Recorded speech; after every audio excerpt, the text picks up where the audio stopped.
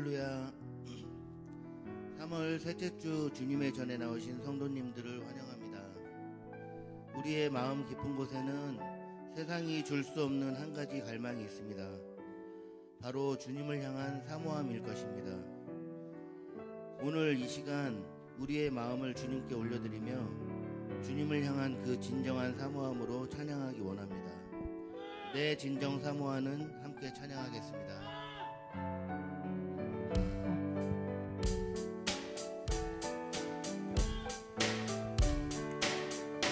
내 진정 사모하는 친구가 되신 구주 예수님은 아름다워라. 산 밑에 백합하여 빛나는 새벽별 주님 영원할 길 아주 없도다. 내 맘이 아플 적에 큰 위로 되시며 나 외로울 때 좋은 친구라. 주는 저 산 밑에 백합 빛나는 새벽별 이 땅 위에 비길 것이 없도다. 내 맘의 모든 염려 내 맘의 모든 염려 이 세상 보라도 주님 항상 같이 하여 주시고 시험을 당할 때에 악마에게 교를 중심을 잊지사 나를 지키네. 온 세상 날 버려도 온 세상 날 버려도 주 예수 안 버려 끝까지 나를 돌아보시니. 주는 저 산 밑에 백합 빛나는 새벽별 이 땅 위에 비길 것이 없도다. 내 맘을 다하여서 내 맘을 다하여서 주님을 따르며 길이 나를 사랑하리니. 물불이 두렵지 않고 창검도 겁없네. 주는 높은 산성 내 방패시라. 내 영혼 먹이시는 그 은혜 누리고 나 친히 주를 뵙기 원하네. 주는 저 산 밑에 백합 빛나는 새벽별 이 땅 위에 비길 것이 없도다. 내 진정 사모하는 친구가 되시는 구주 예수님은 아름다워라. 산 밑에 백합하여 빛나는 새벽별 주님 영원할 길 아주 없도다. 내 맘이 아플 적에 큰 위로 되시며 나 외로울 때 좋은 친구라. 주는 저 산 밑에 백합 빛나는 새벽별 이 땅 위에 비길 것이 없도다. 내 맘의 모든 염려 이 세상 보라고 주님 항상 같이 하여 주시고 시험을 당할 때에 악마에게 교를 중심을 잊지사 나를 지키네. 온 세상 날 버려도 주 예수 안 버려 끝까지 나를 돌아보시니. 주는 저 산 밑에 백합 빛나는 새벽별 이 땅 위에 비길 것이 없도다. 내 맘이 아플 적에 큰 위로 되시며 나 외로울 때 좋은 친구라. 주는 저 산 밑에 백합 빛나는 새벽별 이 땅 위에 비길 것이 없도다. 주와 같이 길 가는 것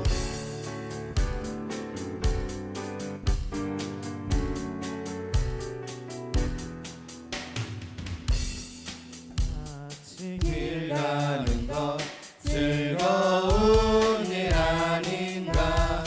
우리 주님 걸어가신 발자취를 밟겠네. 한 걸음 주 예수와 함께 날마다 우리 걸어가. 어린아이 같은 우리 미련하고 약하나 주의 손에 이끌려 생명길로 가겠네. 한 걸음 주 예수와 함께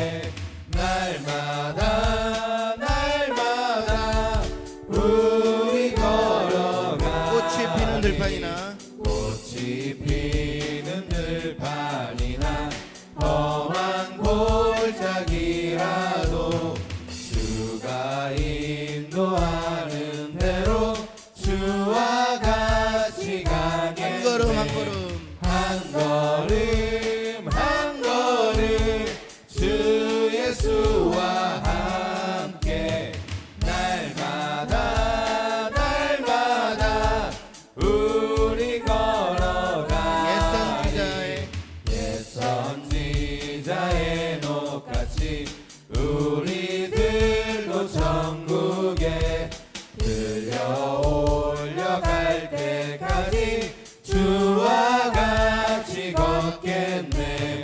한 걸음 한 걸음 주 예수와 함께 날마다 날마다 우리 걸어가. 주와 같이 길 가는 것 즐거운 일 아닌가.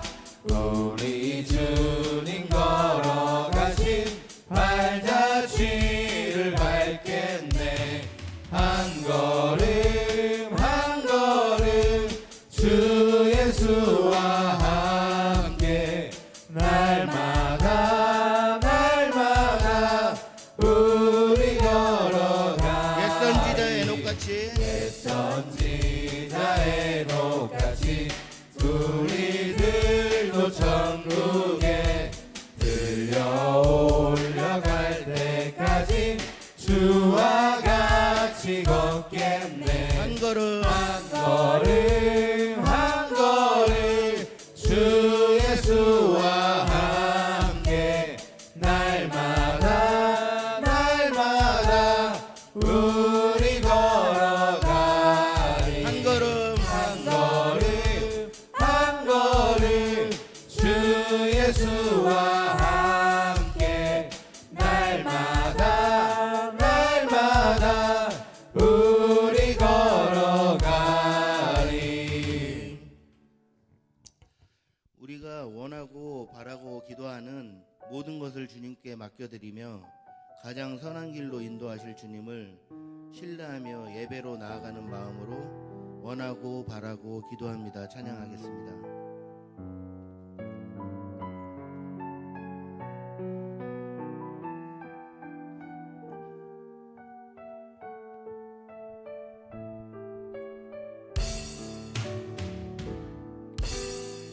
세상을 살아가는 동안에 나의 힘을 의지할 수 없으니 기도하고 낙심하지 말 것을 주께서 참 소망이 되심이라. 하나님의 길을 걸어가는 동안에 세상의 것 의지할 수 없으니 감사하고 낙심하지 말 것은 주께서 참 기쁨이 되심이라. 하나님의 꿈이 나의 비전이 되고 예수님의 성품이 나의 인격이 되고 성령님의 권능이 나의 능력이 되길 원하고 바라고 기도합니다. 이 세상을 살아가는 동안에 나의 힘을 의지할 수 없으니 기도하고 낙심하지 말 것은 주께서 참 소망이 되심이라. 주의 길을 걸어가는 동안에 세상의 것 의지할 수 없으니 감사하고 낙심하지 말 것은 주께서 참 기쁨이 되심이라. 하나님의 꿈이 나의 비전이 되고 예수님의 성품이 나의 인격이 되고 성령님의 권능이 나의 능력이 되길 원하고 바라고 기도합니다. 하나님의 꿈이 나의 비전이 되고 예수님의 성품이 나의 인격이 되고 성령님의 권능이 나의 능력이 되길 원하고 바라고 기도합니다. 하나님의 꿈이 나의 비전이 되고 예수님의 성품이 나의 인격이 되고 성령님의 권능이 나의 능력이 되길 원하고 바라고 기도합니다. 주님을 바라봅니다.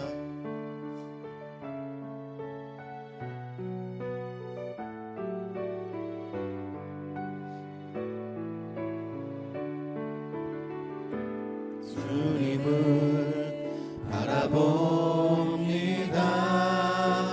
비록 지금은 넘어져도 주가 이곳에 여전히 계시기에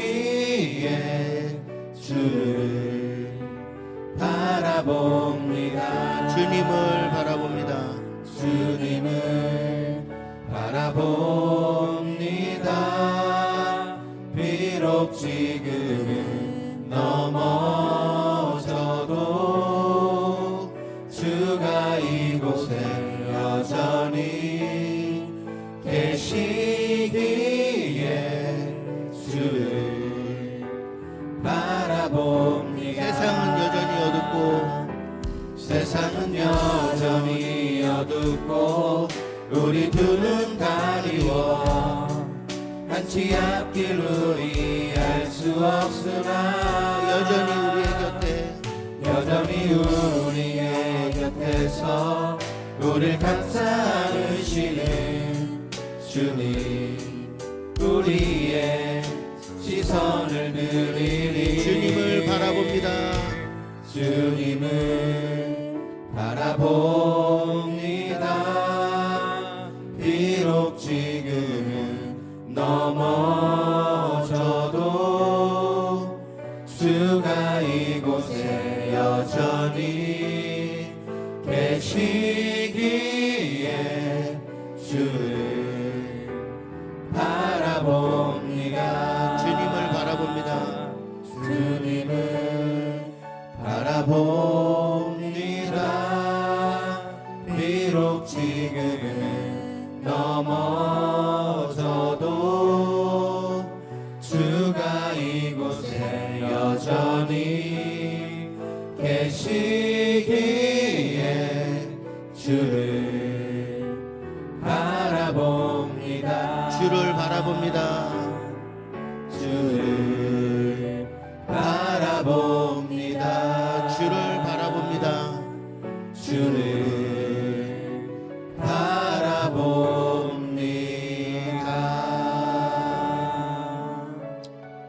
이제 우리의 마음을 잠시 가다듬고 하나님 앞에 나아가겠습니다. 우리의 예배를 기쁘게 받으실 주님을 바라보며 묵상으로 예배 준비하겠습니다.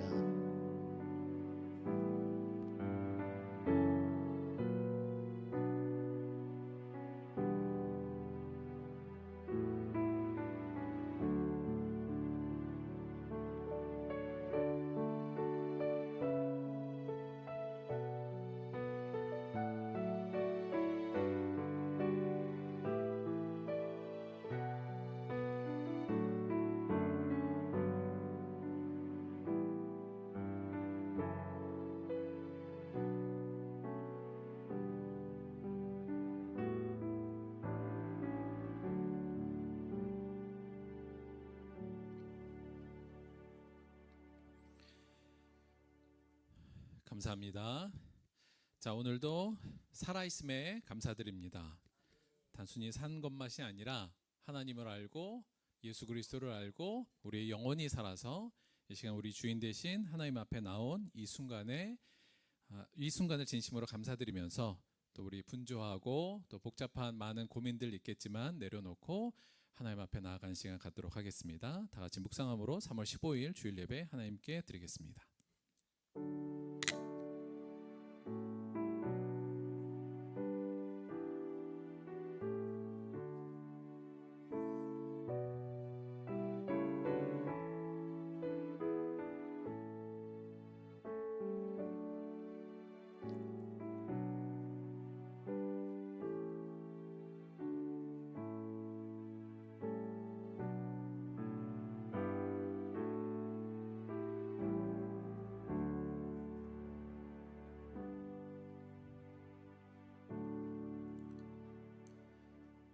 하나님이 세상을 이처럼 사랑하사 독생자를 주셨으니 이는 그를 믿는 자마다 멸망하지 않고 영생을 얻게 하려 하심이라. 하나님이 그 아들을 세상에 보내신 것은 세상을 심판하려 하심이 아니요 그로 말미암아 세상이 구원을 받게 하려 하심이라. 그를 믿는 자는 심판을 받지 아니하는 것이요 믿지 아니하는 자는 하나님의 독생자 이름을 믿지 아니하므로 벌써 심판을 받은 것이니라. 그 정죄는 이것이니 곧 빛이 세상에 왔으되 사람들이 자기의 행위가 악함으로 빛보다 어두움을 더 사랑한 것이니라. 악을 행하는 자마다 빛을 미워하며 빛으로 오지 아니하나니 이는 그 행위가 드러날까 함이요 진리를 따르는 자는 빛으로 오나니 이는 그 행위가 하나님 안에서 행한 것임을 나타내려 함이라 하시니라. 아멘. 사도신경으로 신앙 고백 드리겠습니다. 전능하사 천지를 만드신 하나님 아버지를 내가 믿사오며 그 외아들 우리 주 예수 그리스도를 믿사오니 이는 성령으로 잉태하사 동정녀 마리아에게 나시고 본디오 빌라도에게 고난을 받으사 십자가에 못 박혀 죽으시고 장사한 지 사흘 만에 죽은 자 가운데서 다시 살아나시며 하늘에 오르사 전능하신 하나님 우편에 앉아 계시다가 저리로서 산 자와 죽은 자를 심판하러 오시리라. 성령을 믿사오며 거룩한 공예와 성도가 서로 교통하는 것과 죄를 사하여 주는 것과 몸이 다시 사는 것과 영원히 사는 것을 믿사옵나이다. 아멘. 오늘은 송경수 성도님께서 우리를 대표하여 기도해 주시겠습니다.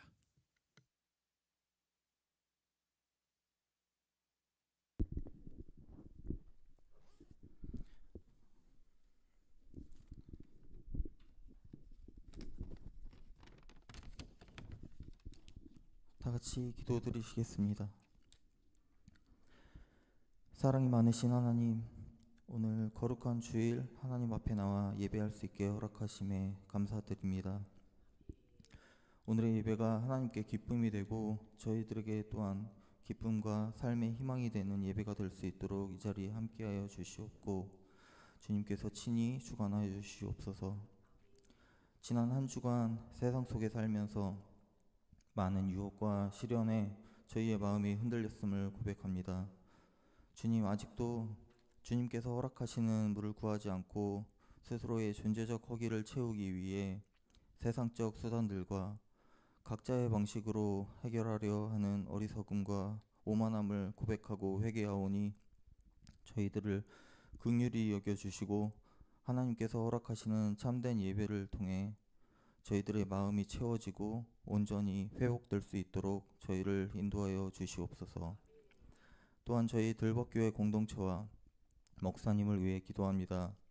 주님의 가르침을 지키며 살기 위해 노력하는 저희 공동체를 항상 살펴주시고 말씀 전하는 김도현 목사님 영육간의 강건함을 허락하시어 말씀이 저희들의 삶을 이끌고 변화시켜 저희 공동체가 하나님 보시기에 기쁨이 되는 공동체로 설 수 있도록 인도하여 주시옵소서.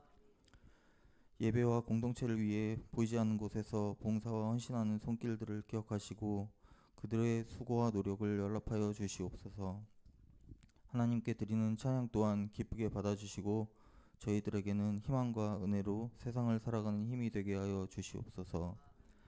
이 모든 말씀 세상의 가장 낮은 곳에 오시어 저희들의 아픔을 돌보시고 죄를 씻겨내신 예수 그리스도의 이름으로 기도드렸습니다. 아멘.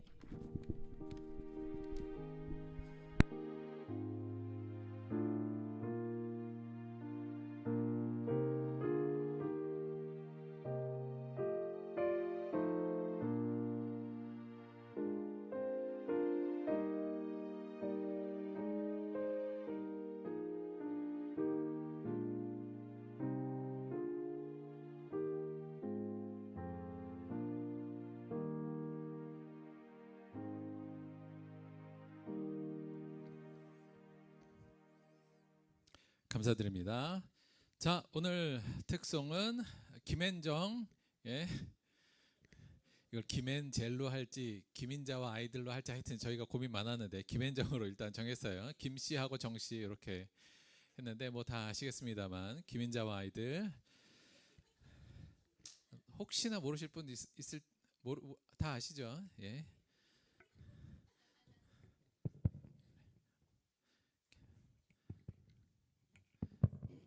오늘 마음속에 근심 있는 사람 우리 김현정의 찬양으로 듣도록 하겠습니다. 먼저 차렷 경례. MR 틀어주세요.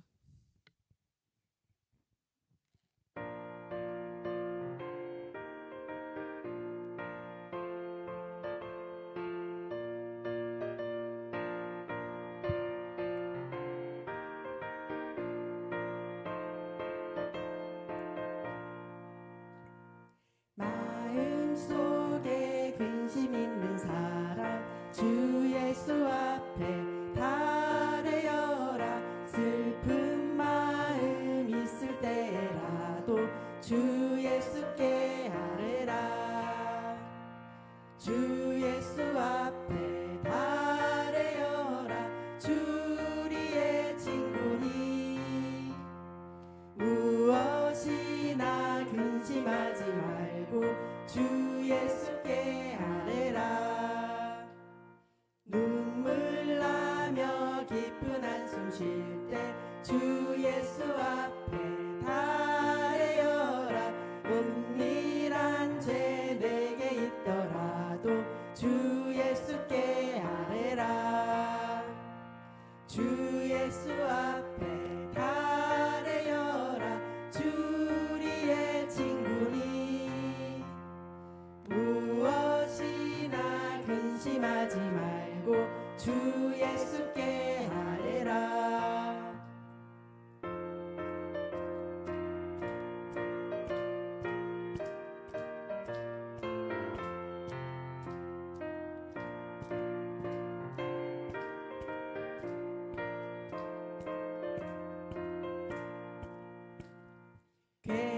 괴로움과 두려운 세세에 주 예수 앞에 달래어라. 내일 일을 염려하지 말고 주 예수께 아뢰라. 주 예수 앞에 달래어라.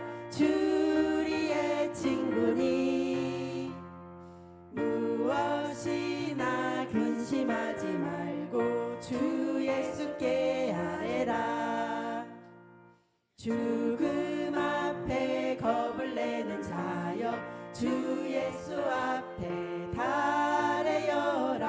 하늘나라 바라보는 자여 주 예수께 아뢰라. 주 예수 앞에 달래어라. 주 우리의 친구니 무엇이나 근심하지 말고 주 예수께 아뢰라. 자, 차렷 경례. 큰 박수 주세요. 우후.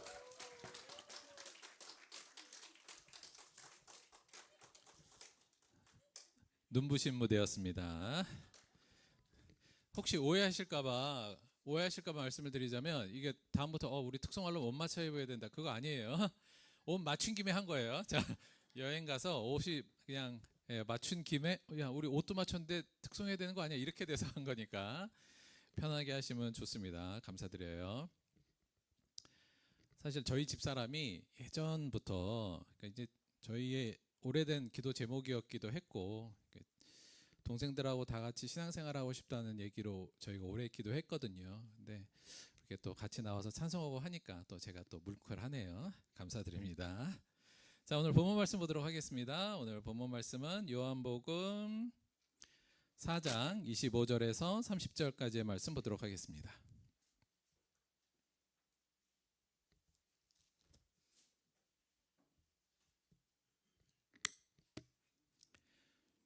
지난주 말씀 그 다음 부분이에요. 요한복음 4장 25절부터 30절까지의 말씀 함께 보도록 하겠습니다. 신약성경 147페이지 요한복음 4장 25절에서 30절입니다.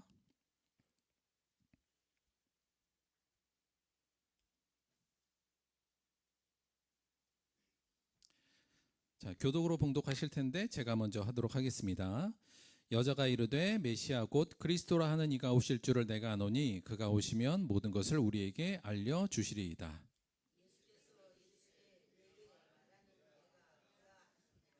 이때 제자들이 돌아와서 예수께서 여자와 말씀하시는 것을 이상히 여겼으나 무엇을 구하시니까 어찌하여 그와 말씀하시니까 묻는 자가 없더라.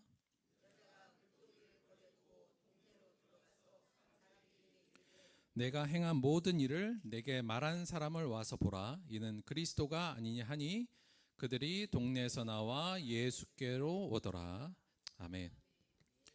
오늘은 요한복음 4장 25절에서 30절 말씀을 중심으로 해서 오늘은 목마르지 않는 생수, 이런 제목으로 하나님의 말씀 함께 나오도록 하겠습니다. 오늘 좀 가야 할 길이 많아서 바로 들어갈게요.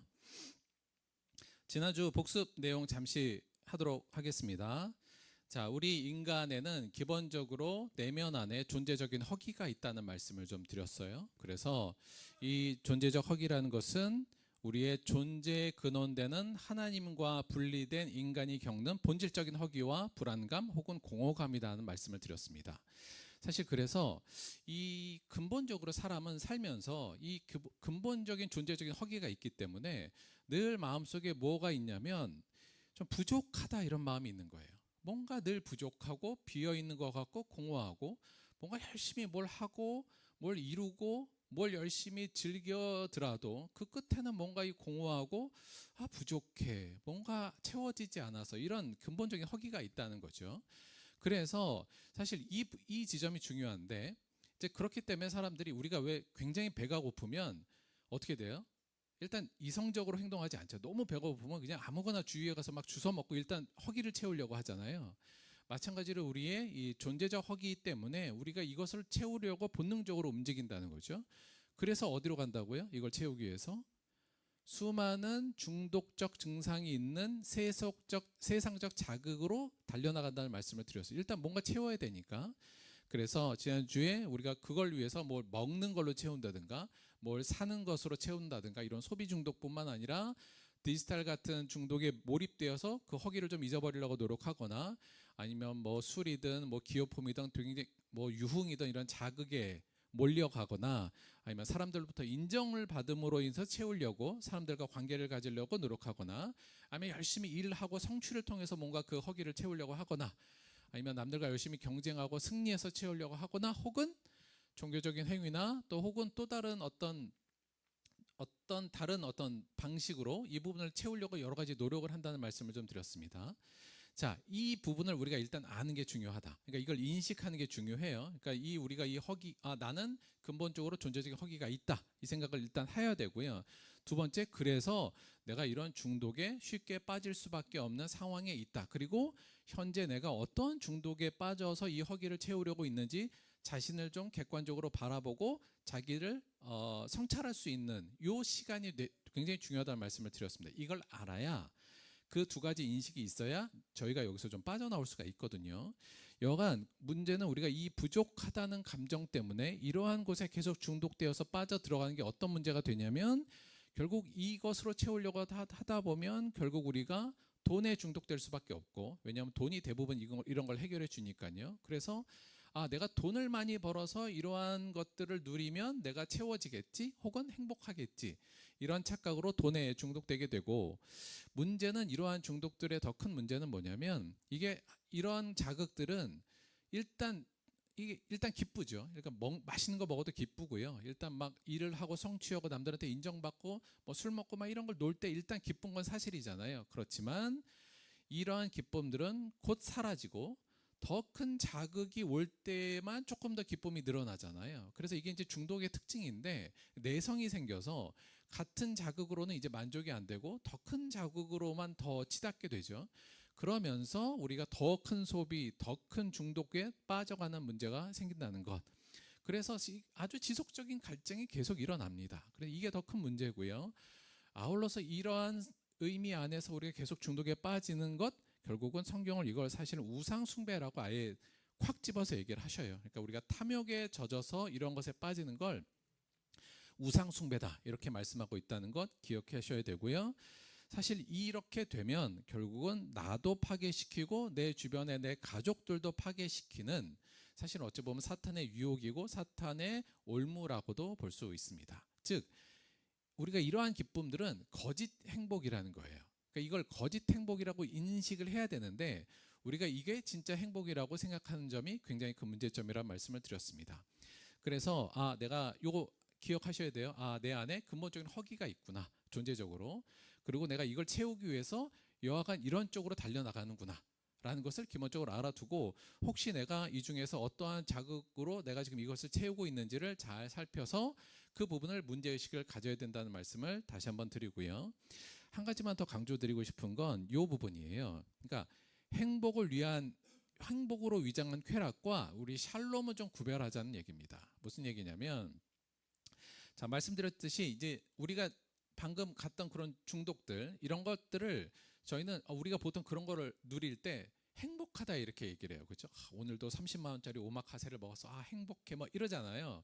내가 오늘 이렇게 비싼 걸 샀어. 행복해. 또는 뭐 이렇게 막 친구들과 어울리고 뭐 술 먹고 놀고 막 그 순간 행복해서 이걸 행복이라고 생각하는데, 실제로는 이게 쾌락이라는 단어로 붙이는 게 더 적합하다는 얘기입니다.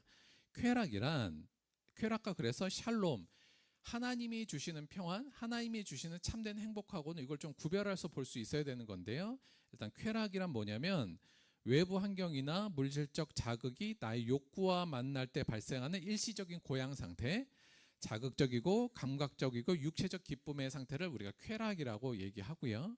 방금 봤던 이런 요소들, 승리할 때, 내가 뭔가를 성취할 때 남들보다 우월하다고 느낄 때 느끼는 느낌들, 혹은 권력을 갖고 있어서 누구를 막 지배하고 누구를 조종하고 있을 때 그 권력욕, 거기서 오는 기쁨들, 혹은 무엇을 가지고 그것을 누리고 자랑할 때, 혹은 육체적인 기쁨들을 누릴 때의 기쁨들, 한마디로 말해서 돈을 갖고 풍부함을 느끼면서 가는 이런 기쁨들을 우리는 보통 행복한 거네 이렇게 얘기하지만, 이건 가짜라는 거.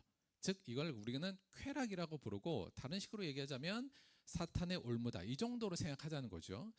물론 이런 것들이 다 나쁜 거예요? 그럼 이런 걸 아예 안 해야 돼요? 혹은 완전히 금욕주의로 살라는 얘기예요? 사실 그건 아닙니다. 우리가 이러한 것들도 우리의 삶에서 하나님이 주시는 좋은 것들이 있을 수는 있죠. 말씀드렸지만, 그러나 이 쾌락이 우리의 허기를 채우는 중심이 되어서 이게 우리가 중독이 될 때는 큰 문제가 된다. 그래서 일단 이러한 기쁨들은 이걸 내가 지금 쾌락을 느끼고 있구나, 혹은 쾌락을 쫓아가는구나, 가짜 행복을 내가 속아서 가고 있구나, 이 인식을 좀 해야 된다는 거고요.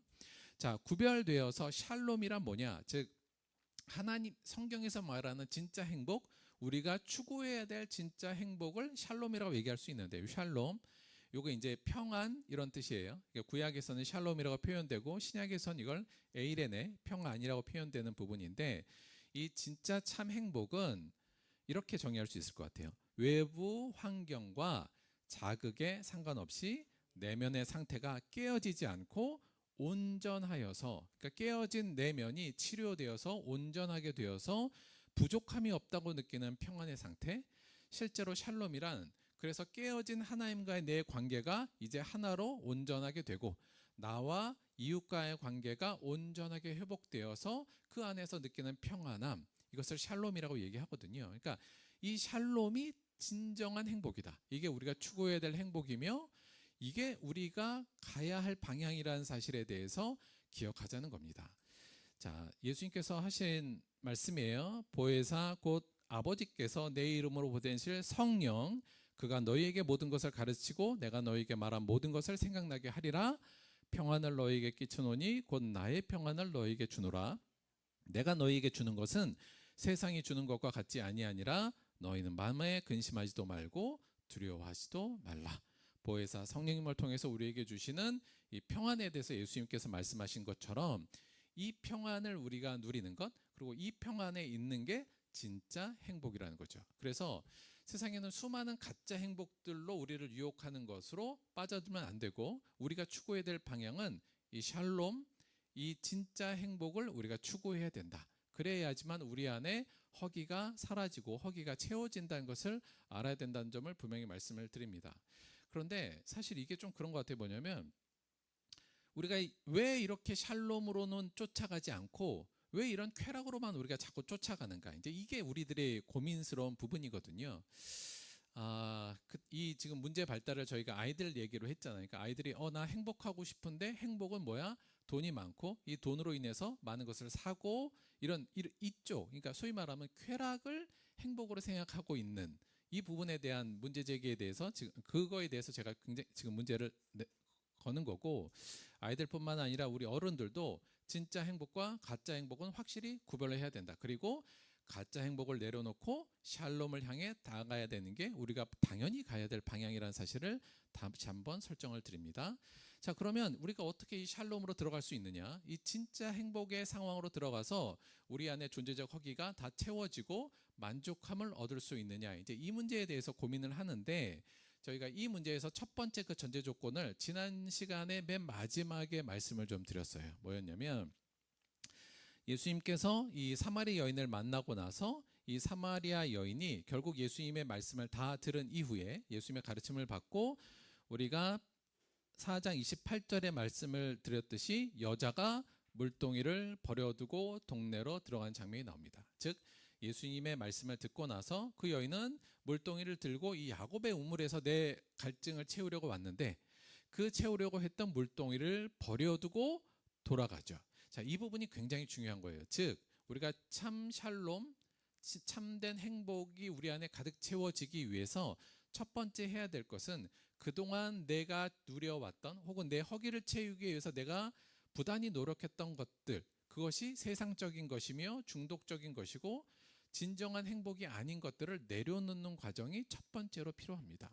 그러니까 이거에 대한 결단이 좀 필요해요. 그러니까 왜냐하면 이 자극이 워낙 크잖아요. 그러니까 말초적이고 굉장히 우리한테 강한 자극으로 오기 때문에 이것을 내려놓지 않고 참된 평안으로 가기가 굉장히 어렵다는 것. 그래서 첫 번째는 이게 잘못됐구나. 이것으로 채우려고 하는 건 의미가 없고 분명한 한계가 있고 더 큰 갈증을 일으키는구나. 내가 이것을 채우려고 했던 그것이 뭐 재미였던 돈이었던 뭐 권력이었던 어떤 거든 간에 그것을 내려놓는 과정이 먼저 중요하다는 말씀을 좀 드립니다. 사실 이 프로세스, 그러니까 내가 물동이를 내려놓고 죽게 가야 하는 이 프로세스는 사실은 성경에서 굉장히 강조하는 하나의 과정이에요. 우리가 잘 알다시피 예수님이 제자 베드로에게 갔을 때 이렇게 되죠. 말씀하시되 나를 따라오라, 내가 너희를 사람을 낚는 어부가 되게 하리라 하시니 그들이 곧 그물을 버려두고 예수를 따르니라.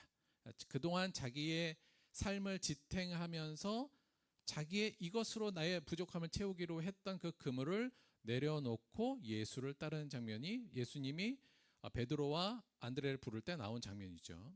또 예수께서 그곳을 떠나 지나가시다가 마태라는 사람이 세관에 앉은 것을 보시고 이르되 나를 따르라 하시니 마태가 세관의 자리를 내려놓고 일어나 바로 따라갑니다.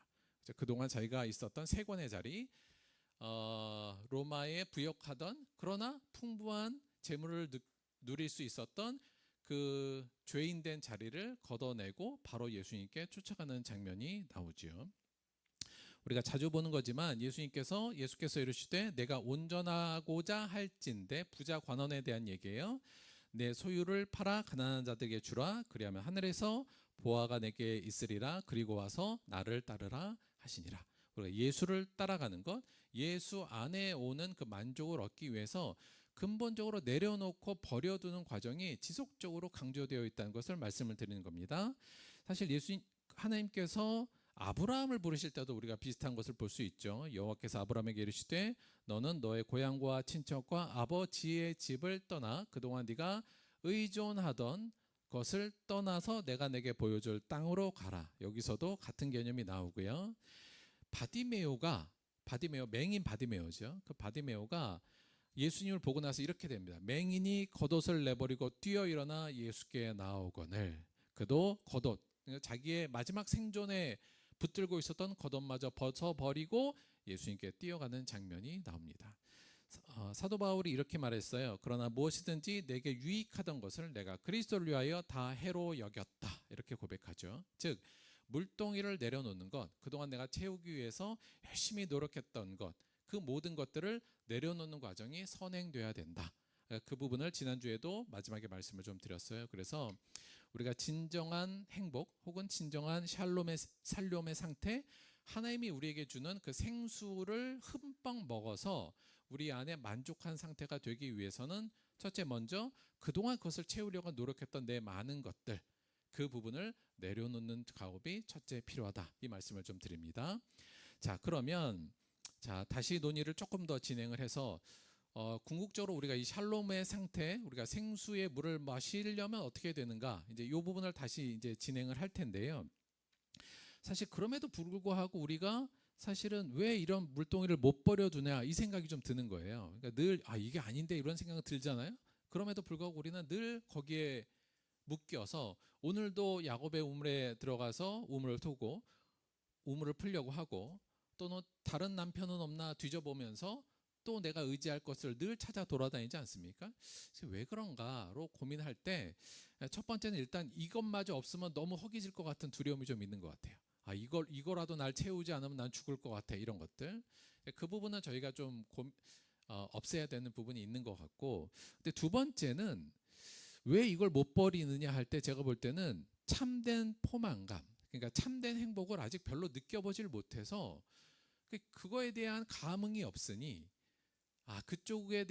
그쪽으로 가야 되겠다는 의지가 별로 없는 게 아닌가 싶습니다. 그래서 예수님이 말씀하셨던 물, 예수님이 우리에게 주신다는 물은 무엇이고 그것이 우리 안에 왔을 때 그것이 우리 안에 어떤 작용을 일으키는지를 좀 명확히 알게 된다면 우리가 그곳으로 향해 가는데 충분히 아주 좋은 도움이 될 수 있을 것 같아요. 그래서 그 다음에 논의는 이거에 될 것 같아요. 뭐냐면 예수님이 주는 영원히 목마르지 않는 물의 정체는 대체 뭐고 그 물을 우리가 먹었을 때 그 청량감은 대체 뭔가, 이게 약간 비유적인 거니까 이것을 저희가 좀 더 말씀을 통해서 구체화시키고 우리가 노력하고 바라볼 수 있는 하나의 모습으로 좀 더 구체화시켜서 그려볼 필요가 있겠다. 그래서 오늘은 근본적으로는 이 물의 정체, 예수님이 주시겠다는 그 물은 무엇이고 우리가 그 물을 먹었을 때 어떤 환경, 어떻게 변화되는가, 이제 이 부분을 조금 더 구체화하려고 하는 거예요. 자, 이 물이 무엇인가에 대해서 먼저 좀 생각을 해야 되는데, 자, 예수님이 주신다는 물이 무엇인지를 알기 위해서는 이미 우리가 읽었던, 지난주부터 읽었던 요 본문 안에 몇 가지 힌트들이 좀 나와 있습니다. 한번 살펴볼게요. 예수님께서 이 여인에게 뭐라 그랬냐면, 내가 만일 하나님의 선물과 또 내게 물 좀 달라 하는 이가 누구인지를 알았더라면 내가 그에게 구하였을 것이요 그가 생수를 내게 주었으리라. 그렇죠? 그러니까 이 하나님의 선물과 물 달라 하는 예수가 누구인지를 일단 알아야 한다는 게 전제가 좀 돼 있는 느낌이에요. 네가 알았으면 생수를 달라고 했을 텐데 지금 몰라서 안 달라고 하는 거잖아요. 그러니까 이 부분이 약간의 힌트가 될 수 있을 것 같고요. 이 물의 힌트. 또 하나는 예수님이 하신 말씀인데, 내가 주는 물을 마시는 자는, 여기서 내가예요. 그러니까 예수님이 누구냐는 게 되게 중요한 부분인데, 물을 마시는 자는 영원히 목마르지 아니하리니, 자, 내가 주는 물은 그 속에서 영생하도록 솟아나는 샘물이 되리라. 자, 일단 영생하도록을 일단 뺄게요. 뒤로 살짝 빼고 아까 문장 구조상 내가 주는 물은 그 속에서 솟아나는 샘물이 되리라. 이렇게 돼요. 원래는. 그러니까 예수님이 주는 물을 먹으면 그럼 물을 먹고 사라지는 게 아니라 우리 속에서 그 물이 샘이 되고 그 샘이 계속 넘쳐난다는 개념이에요. 그러니까 이게 없어지지 않고 이 물이 샘이 돼서 계속 우리 안에 흘러 넘친다는 개념이죠. 그런데 그 흘러 넘침의 방향이 어디냐면 영생이에요.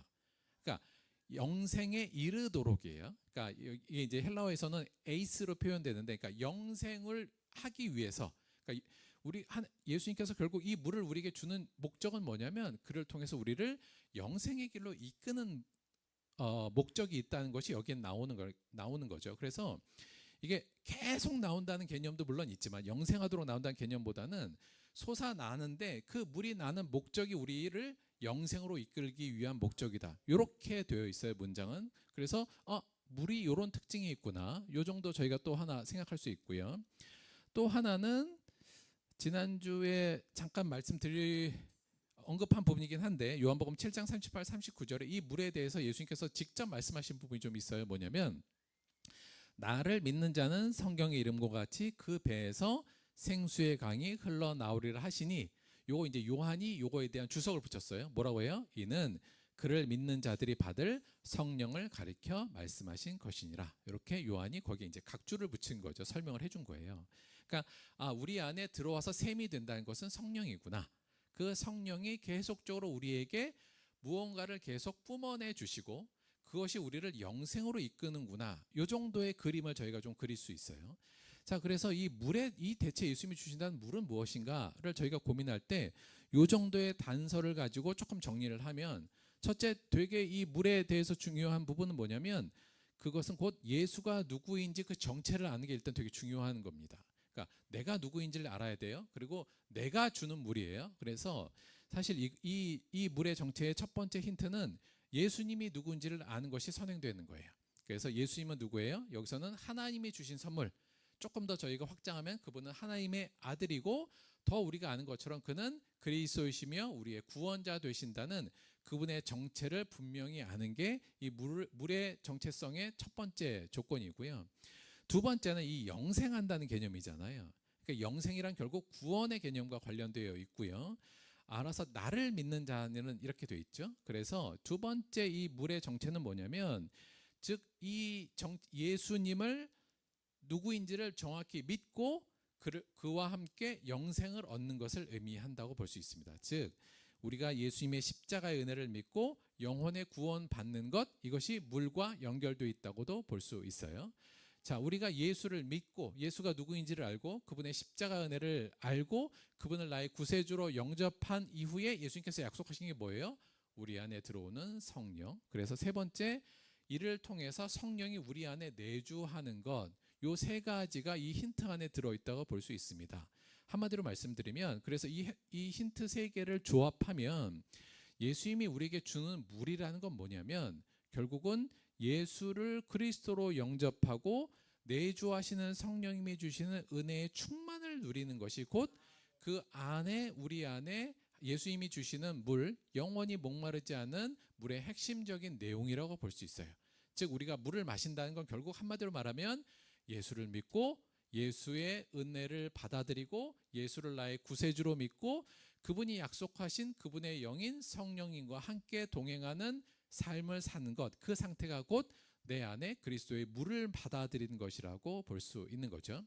그래서 아주 특별하다기보다는, 즉 우리가 예수를 믿는 게 곧 그 물을 마시는 거다, 이렇게 보시면 되고, 우리가 그 예수를 믿는 순간 우리 안에 성령님이 내재하셔서 우리 안에 계속적인 은혜의 물들을 흘려주신다, 이 개념으로 받아들이시면 될 것 같아요. 그래서 예수님께서 내가 주는 물을 마셔라, 결국은 내가 주는 십자가의 은혜를 받아들이고 내가 구세주임을 알고 나와 함께 살자, 바로 이 내용이 예수님께서 우리에게 주는 물이라고 볼 수 있습니다. 자, 그러면 사실 근데 이상하죠. 우리는 이걸 우리는 이미 먹었잖아요. 아니, 그렇죠? 우리는 이 물을 안 먹었나요? 먹었잖아요, 그렇죠? 그러니까 이게 우리는 먹었어요. 우리도 예수를 그리스도로 영접하고 예수님이 나의 하나님의 선물이며 하나님의 아들이고 그리스도고 구원자이고 그분의 십자가가 내 죄를 사하시고 내가 구원받아서 영생을 얻는다는 걸 나는 믿고 있는데, 우리는 여전히 갈증을 느끼잖아요. 자, 이게 문제입니다. 그러니까 이미 물은 받았는데 왜 우리는 계속 이 갈증 안에 있는가? 그리고 이것으로 만족하지 못하고 그래서 계속 세상으로 기웃거리고 그 세상의 자극적인 것으로 채우려고 돌아가고 있는 모습이 우리의 현재의 모습이라는 거죠.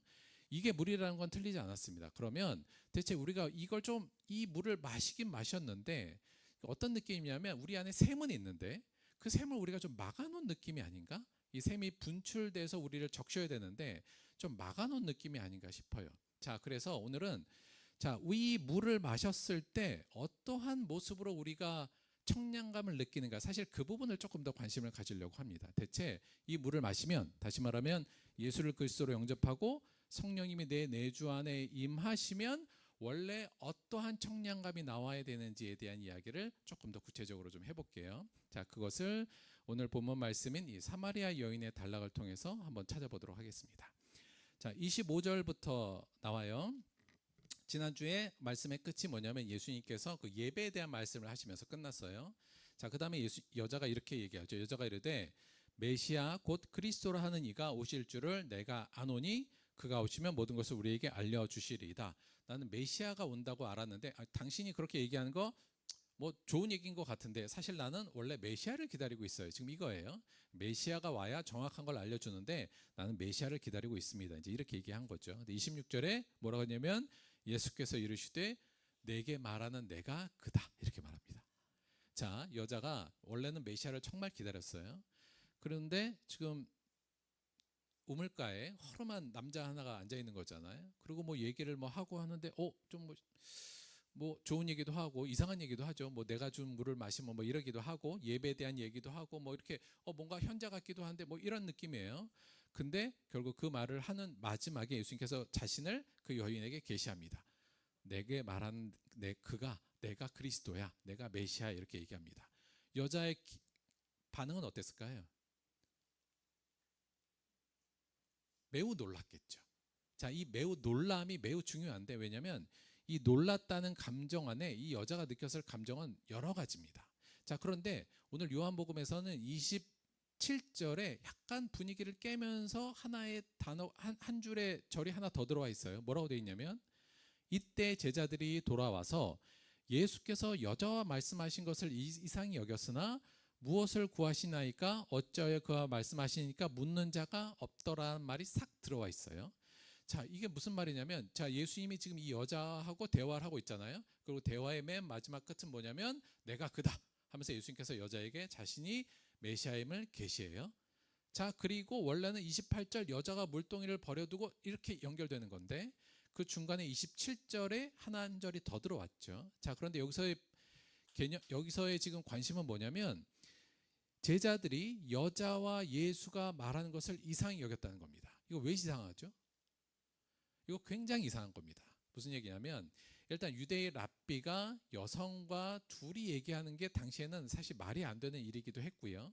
지난주에 말씀드렸습니다만 이 여성은 사마리아인이잖아요. 당시 유대인은 사마리아인과 상종을 하지 않아요. 같이 만나지 않아야 되는 사람임에도 불구하고 예수님께서는 지금 사마리아 그 중에서도 천한 여자를 만나고 있는 게 제자들이 볼 때는 너무 이상한 겁니다. 말도 안 되는 거고 그러면 안 되는 거예요. 자, 그 부분이 부각됐죠. 자, 지금 메시아가 오셨어요. 자, 메시아가 오셨는데 이 여자를 만나고 사실 예수님께서 먼저 이 여자를 기다리고 그 여자에게 먼저 말을 걸고 그 여자에게 생수를 마시라고 권유하기도 하고 그에게 예배에 대한 진리를 말하고 있습니다. 사실 이거 되게 이상한 거거든요. 그러니까 이 구절을 통해서 지금 말씀은 이 여자가 지금 굉장히 놀랬을 만한 상황을 다시 한번 알려주는 거예요. 굉장히 이상한 상황이라는 겁니다. 자, 28절 그 말을 들은 순간 여자 뭐예요? 내가 그다. 내가 메시아야 라는 것을 듣는 순간 28절 여자가 물동이를 버려두고 동네로 들어가서 사람들에게 외칩니다. 근데 뭐라 그러냐면 29절 내가 행한 모든 일을 내게 말한 사람을 와서 보라요. 자, 내가 행한 모든 일을 내게 말한 사람을 와서 보라. 이는 그리스도가 아니냐 이렇게 이제 진짜 얘기하는 겁니다. 물론 여기서의 얘기가 내가 행한 모든 것을 내게 말했다는 것은 뭐예요? 전혀 보지 못한 분인데 이분이 내 모든 과거를 지금 다 말씀했어. 이 내용이 표면적인 얘기잖아요. 그러니까 자기가 여러 남편을 거치고 지금 남편도 남편이 아니라는 사실을 예수님이 알고 있으니 예수님의 그 전능성, 모든 것을 알고 있다는 전능성을 이야기하는 것은 맞습니다. 그런데 이 얘기 안에는 사실 좀 더 깊은 얘기가 있어요. 뭐냐면 예수님께서 여기서 알고 있다는 내용이 뭐예요? 이 여인의 가장 수치스러운 부분을 지금 다 알고 있는 거예요. 그 여인이 죄를 짓고 그 얼마나 그 죄 속에서 살았는지 그 모든 것을 이미 이 메시아는 다 알고 있는 겁니다.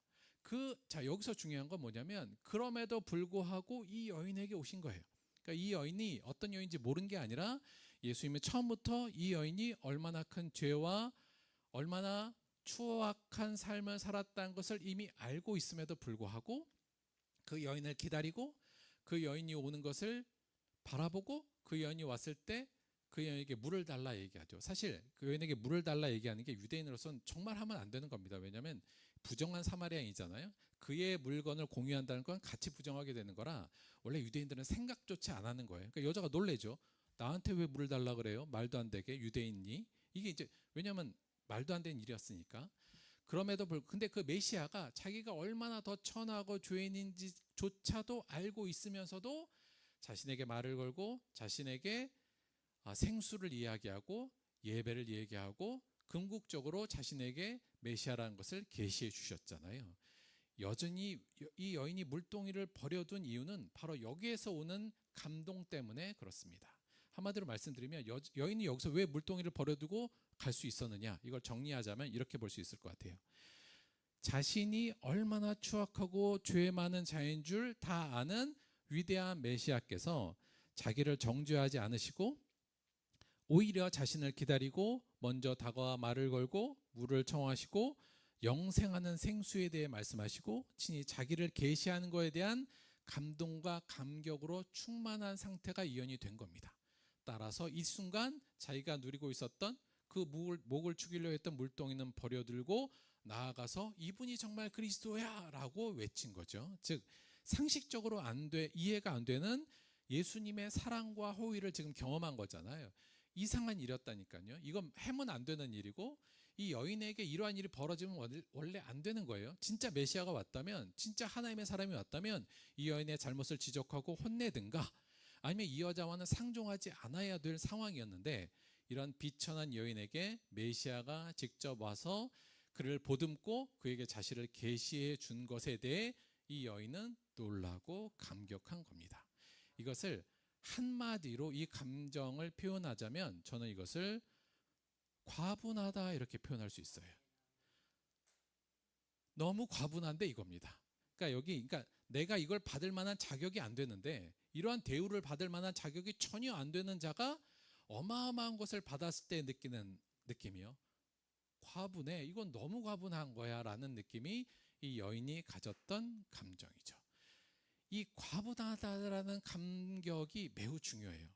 한번 생각해 볼게요, 여러분. 이 과분하다 이런 느낌이요.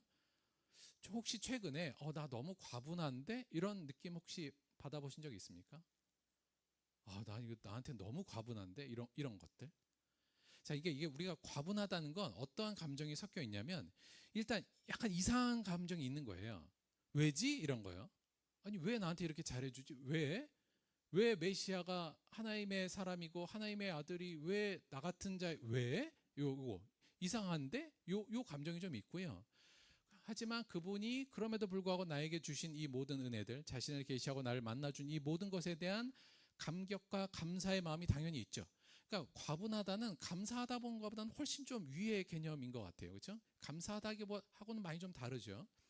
너무 감사함과 감격이 있는데 좀 이상하기도 하고 더 나아가서 약간 민망함이 좀 있어요. 그렇죠? 이거 내가 받으면 안 되는 것 같은데 이런 것들, 이 민망함과 아울러서 약간의 두려움까지 있는 감정이 저는 과분하다 이런 감정이라고 생각합니다. 요거 과분하다를 좀 한마디로 정리하면 인간의 무가치성과 하나님의 압도적인 은총이 충돌할 때 뿜어 나오는 신앙 고백이요. 그리고 그것이 우리에게 채워주는 저는 영적인 포만감의 중심이라는 생각이 듭니다. 과분하네 이거예요. 사실은 이 내용은 하나님을 만났던 수많은 하나님의 사람들이 처음에 고백했던 부분에 이 과분하다라는 감정이 늘 있었습니다. 다윗도 그랬고요. 예전에 야곱도 그랬고 베드로가 예수님을 처음 만나고 뭐라 그랬냐면 그가 그리스도인 걸 알고 뭐라 그랬어요? 저한테 더 이상 오지 마세요. 저는 죄인입니다. 이렇게 거부하죠. 그러니까 그때 느끼는 것, 내가 메시아를 가깝게 본다는 게 이게 말이 되나? 이 너무 과분한 것, 이 과분함이 이 여인이 느꼈던 감정, 그리고 이 여인에게 물동이를 내려놓게 만들어 있었던 일종의 충만한 감정이었다고 볼 수 있습니다. 자, 그래서 이 부분과 함께 이것까지 한번 생각해 볼게요. 여러분, 성령님이 우리 안에 오시면 무슨 일을 할까요? 여기서 이제 예수님이 말씀하신 물이잖아요. 성령님이 우리 안에 오셔서 하시는 역할이라기보다는 하시는 일이 크게 보자면 두 가지인데, 첫째는 성령님이 내가 구제불능의 죄인이라는 사실을 자각하도록 인도하십니다. 이게 성령이 우리 안에 오셔서 우리에게 처음 행하시는 가장 핵심적인 내용이 뭐냐면 내가 죄인인 걸 깨닫게 만드십니다. 사실 이거 우리가 쉽게 깨닫기 어려운 느낌이에요. 왜냐하면 우리는 본능적으로 나를 방어하고 보호하려고 하잖아요. 그래서 나는 괜찮은 사람이야. 그리고 내가 뭔가 부족한 것이 있더라도 늘 합리화해서 나는 괜찮은 사람이란 걸 끊임없이 만들어내려고 노력하는 게 인간의 본능인데, 그 본능을 뛰어넘어서 내가 죄인이라는 것을 제대로 바라보고 그것을 인정하도록 만드는 거, 그게 성령님께서 우리 내부에서 먼저 하시는 일입니다. 그래서 성령님 우리 안에 오면 내가 진짜 죄인이구나. 내가 그동안 하나님을 버리고 하나님 없이 내가 주인인 양 혼자 산 내가 진짜 죄인이라는 사실을 느끼게 만들어 주시는 분이 성령님이고요. 또 하나 성령님이 우리 안에 오셔서 하시는 그게 뭐냐면 우리의 복음을 깨달아서 알도록 만드시는 게 또 성령님이 하시는 최고의 일이십니다.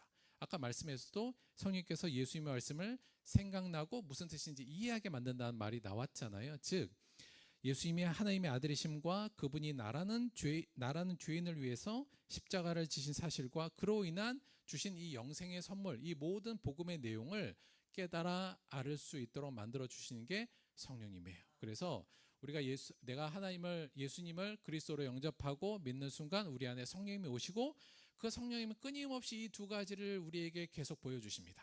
너 사실은 굉장히 큰 죄인이었다는 사실을 자각하게 만드시고 우리가 얼마나 압도적인 복음을 받았는지, 얼마나 말도 안 되는 대우를 받고 있는지를 알도록 만들어 주세요. 이 성령님이 하시는 두 가지 이 일의 간극 안에서 벌어지는 감정이 뭐라고요? 과분하다. 나는 이 일을, 내가 이걸 받기에는 너무 과분한 사람이고 내 인생이 너무 과분하고 내 삶이 너무 과분한 삶이나를 느끼는 것. 성령이 내 안에 계실 때 우리에게 주시는 아주 중요한 감정이며 신앙적 고백이 바로 이 과분하다라는 고백이며 감정입니다. 사도 바울이 사실은 이걸로 늘 충만했어요. 이걸로 충만해서 그 안에 그는 늘 사도 바울이 스스로 생각할 때 나는 만족해 이렇게 늘 얘기하잖아요. 늘 기뻐, 늘 감사할 수 있어. 왜냐하면 바로 이 과분하다라는 마음이 그의 내면을 가득 채웠기 때문에 그렇습니다. 사도 바울의 고백이에요. 우리 주의 은혜가 그리스도 예수 안에 있는 믿음과 사랑과 함께 넘치도록 풍성하였도다. mit보다 모든 사람이 받을 만한 말이요 그리스도 예수께서 죄인을 구하시려고 세상에 임하셨다 하였도다. 죄인 중에 내가 괴수니라. 사도 바울은 자기가 정말 죄인 중에 괴수고 정말 죄인 중에 큰 죄인인데 그런 나를 예수께서 직접 다가오시고 나를 만나주시고 나에게 자기를 계시해 주시고 자신의 구원의 능력을, 구원의 선물을 주시고 하나님의 온전한 사람으로 다시 태어나게 해주신 이 모든 은혜가 너무 과분하다고 늘 느꼈던 사람이죠. 그래서 그것이 늘 충만하여서 그것으로 자신의 모든 허기가 가득 채워졌던 아주 핵심적인 사람이었다고 볼 수 있습니다. 우리에게 정말 중요한 감정도 이거예요. 과분하다. 하나님의 은혜 안에서 내가 너무 과분하다는 것을 느끼는 것. 그것이 곧 예수님이 주시는 이 물을 마셨을 때 우리 안에 느껴지는 충만함이며 그 청량감을 우리는 과분하다라고 얘기할 수 있습니다. 정리할게요. 우리가 늘 내면적 허기에 져서 우리가 늘 부족하다고 생각해요. 그렇죠? 그래서 늘 우리 그냥 나 너무 부족해. 뭔가 허전해. 사실 많은 사람들이 교회를 다녀도 늘 뭔가 갈급하대요. 그래서 목사님 은혜 좀 주세요. 맨날 이래요. 뭔가 자꾸 갈급하다고 그러고. 원래는 갈급하면 안 되거든요. 그러니까 예수 안에 있으면 갈급하면 안 돼요. 제가 볼 땐 그 갈급함은 제대로 우리가 이 물을 제대로 먹지 않고 이 물이 우리를 주장할 수 있도록 만들지 못했기 때문이 아닌가 싶습니다. 여러분, 우리 같은 죄인을, 정말 구제받을 수 없는 죄인을 하나님께서 먼저 사랑하시고, 우리가 먼저 사랑한 것도 아니잖아요. 우리가 죄인이었을 때, 우리가 하나님을 알지도 못할 때 하나님께서 우리를 먼저 사랑하셔서 우리를 위해서 그의 아들을 보내시고 그의 아들을 십자가에 갈기갈기 찢기면서까지 우리를 살리신 그 은혜를 생각한다면 과분하다, 이 마음으로 살아갈 수밖에 없게 됩니다. 따라서 예수 믿는 사람은 부족하다 이 상태였다가 어떻게 되는 거예요? 과분하다, 이 마음으로 변하는 것이 예수를 믿는 사람이 그 안에 흘러나오는 생수의 모습이 바로 이 과분하다의 모습이라고 볼 수 있습니다. 사랑하는 성도 여러분, 우리는 이미 과분한 은혜를 받았어요. 요 샘을, 뚜껑을 막아놨던 걸 열면 우리가 얼마나 과분한지를 알고 그 과분함이 우리의 허기진 배를 가득 채울 겁니다. 그래서 두 가지를 꼭 계속 기억하셔야 돼요. 성령님이 주시는 것, 내가 얼마나 죄인인지를 꼭 늘 자각하시고 기억하시는 것 하나. 두 번째는 내가 얼마나 큰 은혜를 받았고 예수가 나에게 다가오신 그 순간들을 기억하시면서 그 은혜를 기억하시면서 과분하다함을 느끼는 것. 그래서 내 인생 자체가 너무 과분한데, 너무 이상한데, 내가 받지 못할 것을 좀 받고 있는데, 이러한 느낌을 가질 때 우리는 영적인 포만감을 가질 수 있으며 더 이상 목말라서 세상으로 달려나가지 않는 모습이 될 겁니다. 이 포만감에, 물론 저는 이 은혜에 대한 과분하다는 이 느낌이 물론 이게 다는 아닌데 저는 이 부분이 가장 기초적이면서 가장 중요하다고 생각합니다. 여러분이 받은 이 은혜를 과분함으로 느끼시게 되기를 주님의 이름으로 축원합니다. 마지막으로 한 사람만 소개하고 끝낼게요. 존 뉴턴이라는 사람이 있어서 영국 사람인데, 이 사람이 어릴 때는 그 어머니가 정말 독실한 기독교인이어서 어린 시절에 양육을 잘 받았어요. 신앙적인 양육을 잘 받았는데 안타깝게 이 어머니가 이 뉴턴이 어린 나이에 병으로 돌아가셨어요. 그러니까 이 뉴턴이 거기에서 큰 실망감을 갖기도 하고 상실감으로 인해서 더 이상 예수 그리스도를 믿지 않고 세상으로 나가서 무신론자로 삽니다. 그런데 어떤 일을 했냐면 그 아프리카에 가서 그러니까 사람을 잡아다가 노예로 파는 노예 무역선 선장 일을 했어요. 그야말로 그냥 아주 나쁜 삶을 산 거죠. 어느 날 노예를 싣고 배를 몰고 바다에서 항해를 하고 있는데 태풍을 만난 겁니다. 그래서 태풍을 만나서 이제 완전 죽을 상황이 된 거예요. 근데 그때 이 뉴턴이 그 죽을 상황에 수십 년 동안 버렸던 하나님의 이름을 부른 거예요. 하나님 살려주세요, 이렇게 된 겁니다. 그러니까 이게 뭐랄까, 이게 어릴 때 여간 받았던 복음의 씨앗이 여간 안에 있으니 그 위급한 시간에 위급할 때 하나님 살려주세요라고 이제 기도를 한 거예요. 그런데 그때 기적적으로 이 난파된 배에서 이 뉴턴이 살아나고 그 다음에 이 사람이 새로 삶이 바뀌어서 나중에는 결국 영국 성공회의 이제 목사가 되어서 목회하는 일을 하게 되었습니다. 근데 이 뉴턴이 지은 찬송 가사가 있는데 그 가사가 굉장히 유명한 가사예요. 그 가사가 뭐였냐면 이거예요. 나 같은 죄인 살리신 주 은혜에 놀라와 잃었던 생명 찾았고 광명을 얻었네. 우리가 잘 아는 어메이징 그레이스를 쓴 사람입니다. 근데 여기에서 이 뉴턴이 여기 죄인이라는 단어를 쓸 때, 그러니까 이제 영어로 쓸 때는 이게 그냥 뭐 시너 이렇게 쓴 게 아니라, 그러니까 이제 우리 말 이게 제가 정확한 뉘앙스는 모르겠는데 약간 이런 거예요. 나같이 쓰레기 같은 놈을 요런 느낌이에요. 그냥 나같이 쓰레기 같은 놈을 살리신 주 은혜가 너무 놀랐다. 이전에 내가 잃어버린 자였으나 하나님 안에서 발견되었고 그 전에는 내가 보지를 못했으나 이제 내 눈이 열어서 참 진리를 봅니다. 이 가사를 쓴 겁니다. 그리고 2절 큰 죄악에서 건지신 주 은혜 고마워. 나 처음 믿은 그 시간 귀하고 귀하다. 저는 처음 어렸을 때 엄마 밑에서 받았던 복음의 순간을 떠올렸던 것 같아요. 그래서 큰 죄악에서 건지신 주 은혜에 놀라워 나 처음 믿은 그 시간 귀하고 귀하다. 그리고 현재로 돌아와요. 이제껏 내가 산 것도 주님의 은혜라. 또 나를 장차 본향에 인도해 주시리. 그리고 마지막 본향에 가서 외칠 것을 바라보면서 가사를 적습니다. 거기서 우리 영혼이 주님의 은혜로 해처럼 밝게 살면서 주 찬양하리라. 이 어메이징 그레이스, 나 같은 죄인 살리신 이 찬양이 제가 볼 때는 과분하다라는 감정을 잘 표현한 것 같아요. 내 은혜가 너무 주님 과분합니다. 이 은혜가 너무 커서 사실은 뭐하고도 비교할 수 없는 충족감에 저는 지금 있습니다. 절대 허기지지 않고 이 은혜로 너무나도 배부릅니다. 너무 과분합니다를 잘 표현한 찬송인 것 같습니다. 이번 저희가 지금 아직 하고 있지는 않지만 저희가 지금 사순절 기간이긴 하잖아요. 저희가 특별히 사순절 기간을 따로 하지는 않는데 예수 그리스도가 우리를 위하여 우리같이 쓰레기같이 구제불능의 죄인들을 위하여 이 땅에 내려오셔서 온갖 모욕과 고난과 아픔을 이겨내시고 우리를 위하여 십자가로 가신 그 길을 묵상하는 사순절 기간에 우리가 얼마나 과분한 은혜를 받았는지를 기억하시는 여러분과 제가 되기를, 그래서 영적인 배부름을 충분히 느끼시게 되기를 주님의 이름으로 축원드립니다. 우리 말씀 생각하시면서 함께 기도하도록 하겠습니다.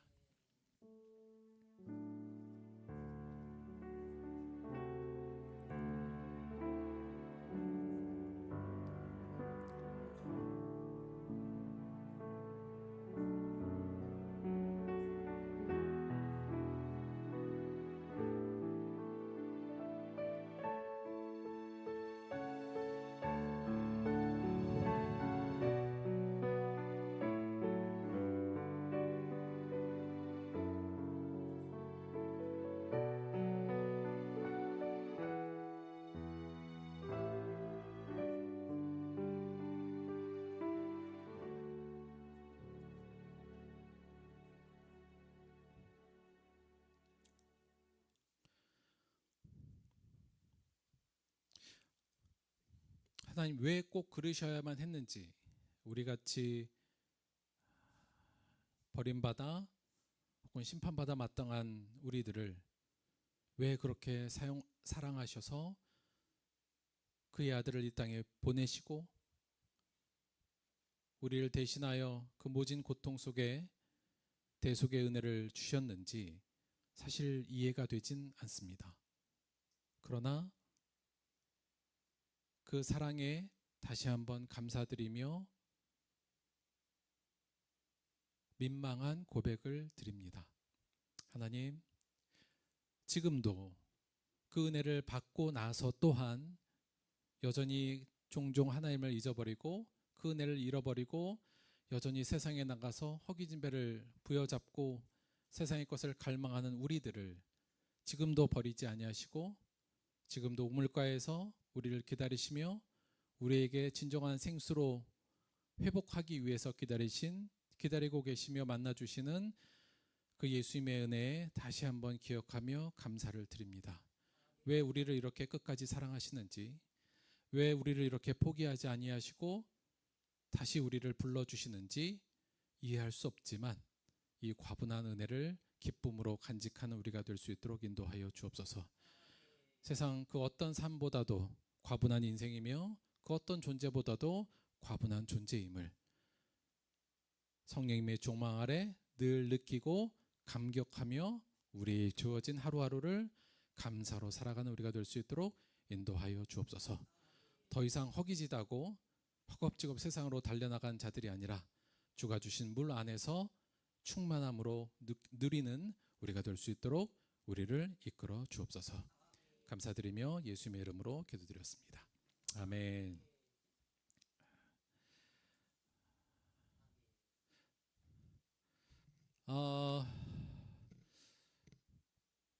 저희가 지금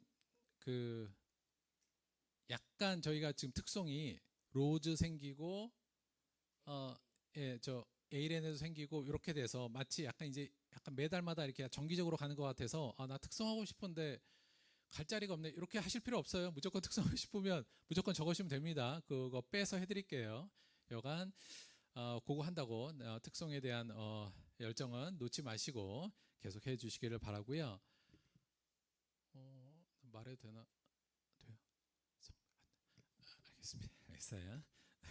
헌금을 위해서 기도하고 축도로 예배 마치도록 주기도문으로 예배 마치도록 하겠습니다. 기도하겠습니다.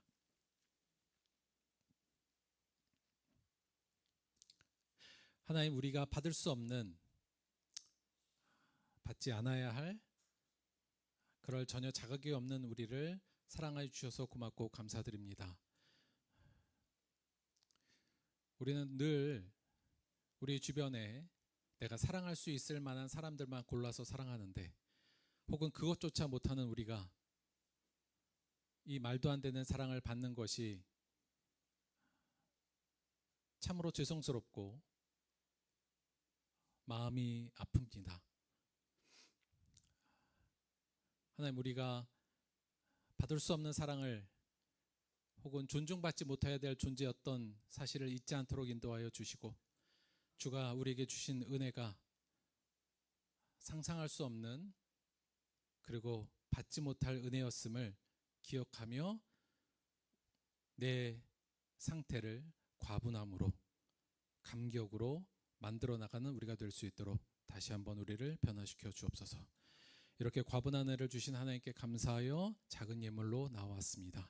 예물을 드린 손길마다 이 은혜가 풍성하게 솟구칠 수 있도록, 샘솟을 수 있도록 함께하여 주시고, 예물이 쓰인 모든 곳에 이 하나님의 놀라운 사랑과 과분한 은혜가 전파될 수 있도록 함께하여 주옵소서.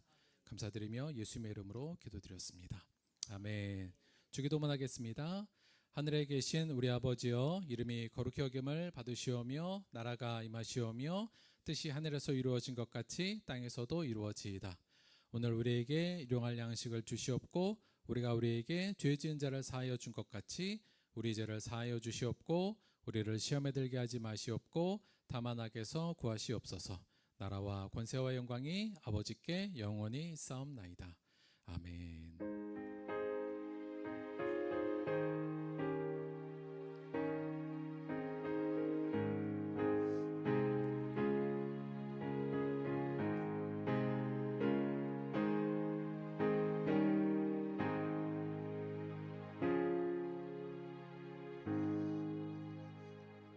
수고하셨습니다. 하나님께 감사의 박수 드리겠습니다.